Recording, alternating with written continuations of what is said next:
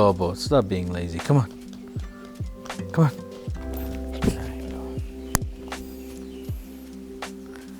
You ready? Steve Schwarzer. What a crazy old fart.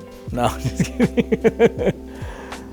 You know what's funny about Steve is like you have to put everything into one word is perspective, right?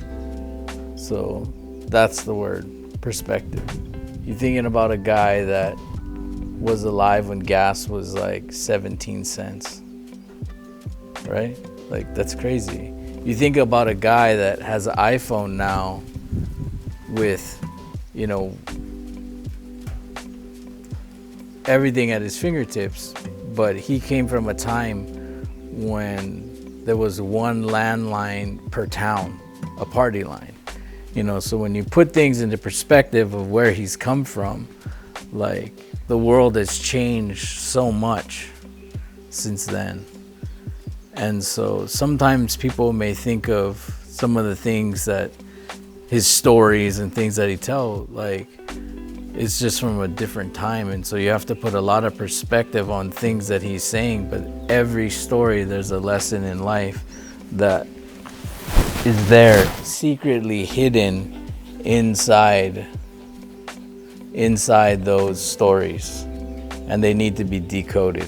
And the only way that you decode them is by listening.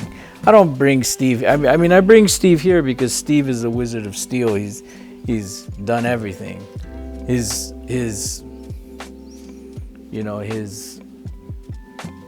things that he's accomplished, you could not list in an hour if you read them individually. But the lessons that he teaches through his stories are priceless. They're almost more valuable to me than the stories that he tells me are more valuable to me than some of the knife information that he gives me. You know, and the knife game was different when he was around. It was a lot smaller, and there wasn't a free-flowing amount of information being shared through the internet or through Instagram or social media or whatever. And so it was a different world. Steve is special because, you know, if you just listen to the way he talks, I mean, you know, he's got that accent and, you know, but so you may think that he may not know as much as he knows just by looking at an outward appearance or listening to him, but he is one of the greatest minds that ever existed in the knife world. His knowledge and his curiosity still hasn't died to this day. He's still interested in the way I make knives, because I do make knives completely different than him, you know, and I do things completely different than him, and he's still interested, he's still curious, and he's still passionate about what he does, and that's so important. That's what makes him special. You know, Steve has asked me to carry on what he's taught me through my children and through my knife making, and to carry on his name. You know, nobody in Steve's family makes knives, and so like I'm his son that makes knives, and I will carry his name on indefinitely in the work that I've done and the influence that he's given me in my knife making. And not to mention the royalty that him and his wife Laura, like,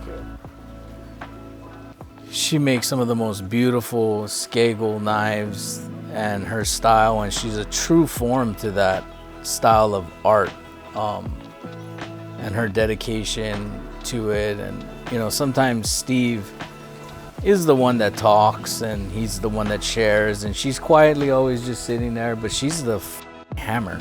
Like, she makes great knives, you know, and you know, being the number 2 in the history female journeyman bladesmith is insane, you know. And so them as a couple, sharing time with them, being here for Huda's second birthday, and spending time as a family. This trip wasn't about knife making per se. we did some knife making, but it was really about family time and sitting and sharing a meal, and him seeing the landscape of what I've developed that's around me. You know, my close-knit friends, my family, and sitting down and just engaging with people. It wasn't this rat race of where I created an idea and then I came to Steve and just used the shit out of his brain and his body and his mind and was just like, okay, I want to accomplish this. How can we accomplish this? And just grind him into the ground. I've done that to Steve before when I first met him, you know, and this trip was about just absorbing Steve himself.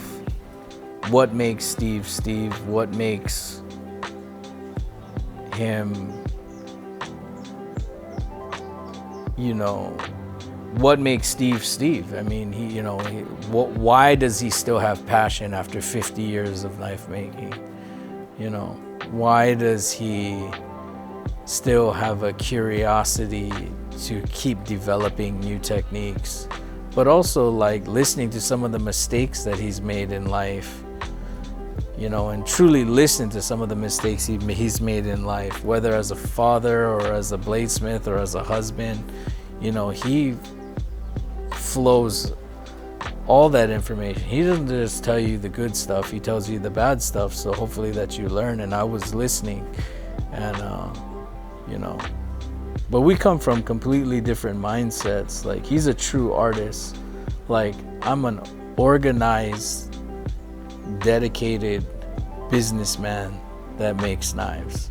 You know, I work like a robot, and Steve has to flow and feel and be inspired and many different things, and we pull off of each other, you know, so that we're not alike, so we can pull off each other's strengths. And that really reflected in the blades that we made. You know, I think he was astonished at what I can accomplish in a short amount of time because of my organizing skills, because of my mindset, because of my work ethic. And then I also learned how to flow as an artist and slow down and take a little time to put some art influence, which I'm capable of doing. It's just a lot of times I'm just, you know, this is a business for me.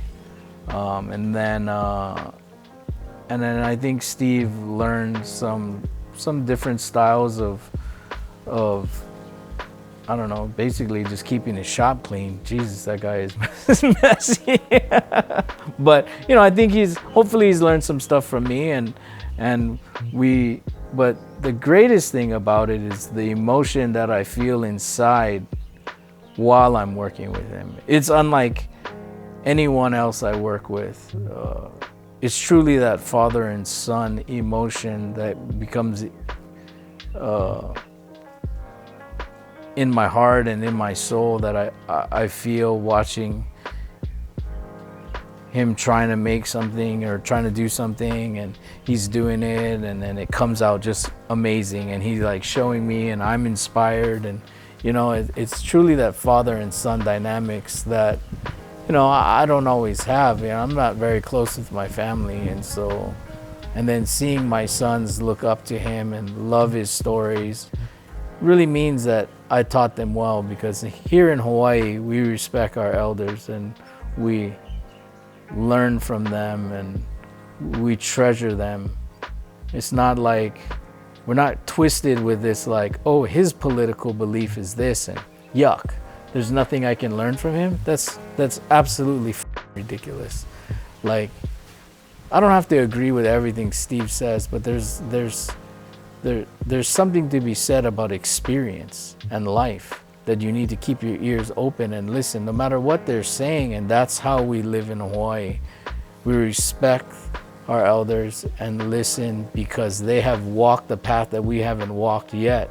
And so it only makes sense to keep our ears open and our mouths shut.